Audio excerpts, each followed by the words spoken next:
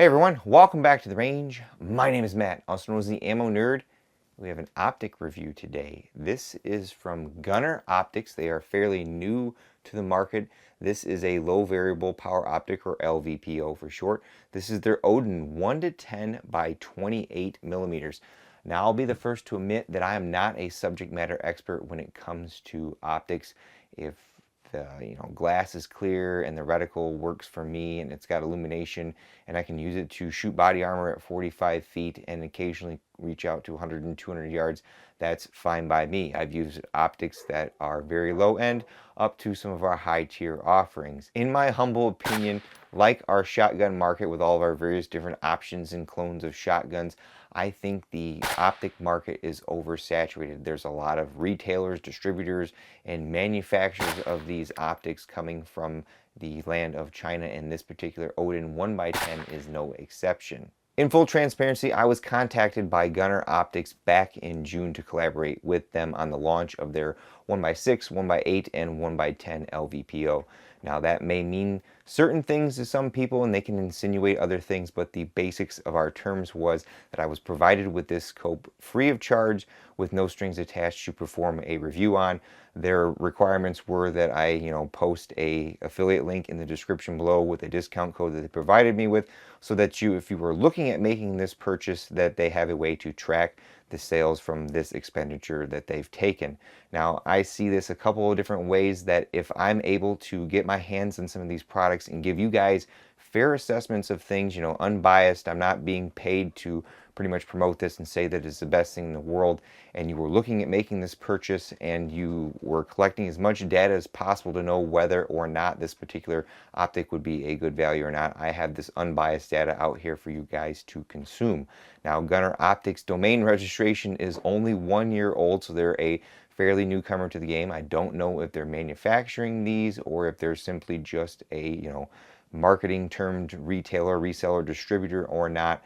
So that whole quality control or lack thereof that can be apparent sometimes on some of these products will remain to be seen until we get some time on range with this particular optic. I am a data guy, so I start all my reviews out with our basic specifications on our product. The magnification on our Odin is obviously 1x10. As I mentioned, they have a 1x6 and 1x8. Our objective lens is 28mm. Our huge and thick main body is 34mm and is constructed from T7075 aluminum. Its weight by itself is 23.5 ounces, as mounted with our cantilever mount that we got from them is 28.5 ounces.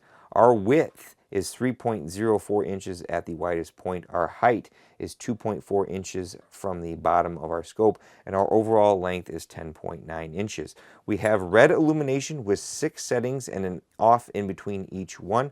We have our German shot ED glass. It is IP67 rated for dust and water. The 1-6 and 1-8 are right around $399 without mount, while our Odin 1-10 commands a higher price of $620 or $650 with the mount. Typically with a first focal plane optic, I think I might have forgot to mention that in the opening, those usually command a higher price over our second focal plane offerings, which are somewhat more common in our LVPOs. They do have a lifetime warranty, and I think it is transferable to subsequent owners, but some of the terms and conditions mention that the second or third hand owner would have to have proof of purchase from the original owner. The Odin 1-10 is a first focal plane scope, meaning that the reticle is placed in front of the magnification lens, so as you rotate through that, the size of the reticle changes, versus a second focal plane scope that the reticle remains the same through the range of magnifications. Depending on your use case, a first focal plane scope may be more beneficial than a second focal plane scope.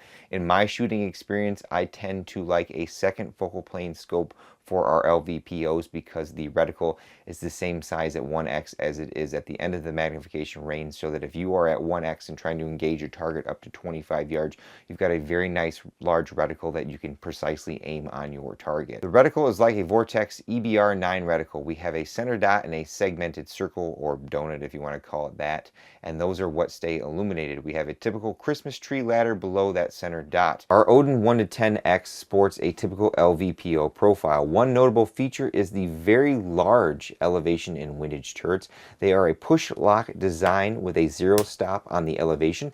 Not to mention, this particular optic has a huge 170 MOA of adjustment. The turrets can be removed with a screwdriver to set zero. Numbers are etched very nicely and easy to read. Adjustment is very positive and not overly loud. There is no revolution indicator on the turrets, so if you dial out a lot of MOA, it looks the same on the turrets as if you hadn't dialed any of that out.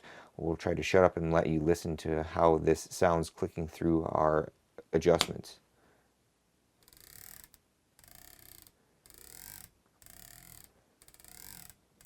Those are very positive with not a lot of slop, and when you lock that down, that is nice and tight. Parallax on the Odin 1-10x is fixed at 100 yards, and there is no adjustment knob for that on the left, but we do have our illumination knob, which has 6 brightness level settings, and in between each one of those is an off position, and is powered by our standard CR2032 battery, so that is one less battery type that you have to carry with you. This brings me to my first complaint with our Odin 1-10x is the quote-unquote daytime brightness of the illumination. Now, this also includes various other claims from manufacturers when they say they have a daytime bright illumination. If I crank that thing up to 6 or 11, that light should be overbearing, and on this particular optic, that is not the case. The illumination that does occur is our center dot and then our segmented circle. Now, in low light, when you do crank it up to 6, the light is there and will typically bleed over into the rest of the reticle and make it a little bit fuzzy. But if you're in the middle of a bright sunny day or a clear sky and you have this at 1x and you turn the illumination on to 6 and you want to acquire a target, it's going to be very hard to do so because that is not bright enough, at least again in my opinion. There are certainly different ways to mount our scopes, and when I tend to do mine, I take the easy route.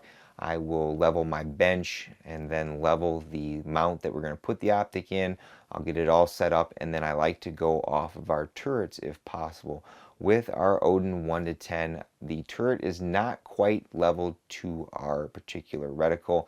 Usually another alternative method is the little wedge, but because the main body is 34 millimeters and with this cantilever mount there is literally no space between those, I can't stick my wedge there, so I resorted to a plumb bob. I have no complaints about our cantilever mount itself. It's a basic aluminum mount. We've got the torque specifications on there so you don't have to look them up.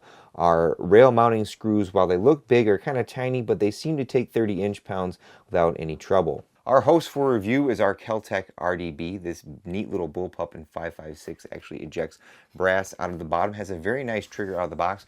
We've put approximately 200 to 300 rounds through this gun with this optic on it since we've got it. I like that we have a nice amount of eye relief, a huge field of view, and for the most part, our glass is very clear. We have clear focus at 100 yards at 10x, which some of our budget LVPOs struggle with. The Falcon that I picked up from Tacticon Armament is a 1-6, and I would try to use that at times for accuracy on 300 blackout, and at 100 yards that thing was blurry, so I pretty much stopped using it. However, I do want to note that the reticle itself is a little bit fuzzy at 100 yards, and for me it's hard to see that center dot clearly depending on what you're aiming at. That's typically where I will then use that illumination to help me get a little better focus, but as I mentioned, it is pretty dim. Because of that dim illumination, our close-up work at 1x is hard to work with since you want to use that like a red dot because of how small that reticle appears in your glass. We performed a tracking test while we were out using some M193 surplus from PPU from Sam at SG Ammo, and the scope tracked very well. There could be some variance due to using ball ammunition and the lack of accuracy that it had, but our adjustments were very close and we were able to bring our adjustment back to our original 0. Overall, this new to market Odin 1-10x from Gunnr Optics has some nice features. I think they are trying to pace themselves above the competition in that, entry level to mid-tier range where you've got second focal plane LVPOs. I like the clear glass, the smooth magnification ring, and the very large turrets that have good positive clicks on them. Time will tell how this scope will hold up, and we'll continue to use it on the channel. And if you see it down the road 2 to 3 years from now, you know that it's holding up pretty darn well. With all that being said, it's time for me to get the heck out of here. But at the end of all my videos, I take a moment to thank all those who help make these possible, because there's a lot that goes into them. Number one is my family. They are a large support to the channel, helping me do all the back-end admin things that you may not see them in, like running the camera or even mowing the yard. And occasionally they come out to pull the trigger, and any of that time that I can spend with them is greatly appreciated. Number two, my YouTube channel members, Patreon, Subscribestar. I have a campsite in the description below. There are varying different links in there to either like Instagram or Facebook, where I post pictures, or if you want to ask me any questions. I have affiliate links or discount codes in there that effectively earn me a sales commission. And what I do with that is I put it right back in the channel. Like I used some of that over the last few months to buy this Kel-Tec RDB. There is one in there, as well as the description for our Odin optics from Gunnr. Number three is Gunnr Optics. Again, in full transparency, provided me with that Odin 1-10x to review with no strings attached. The discount code and affiliate tracking link that they requested I put is in the description below. And of course, number four is you all for watching. Until next time, I'll catch you at the range.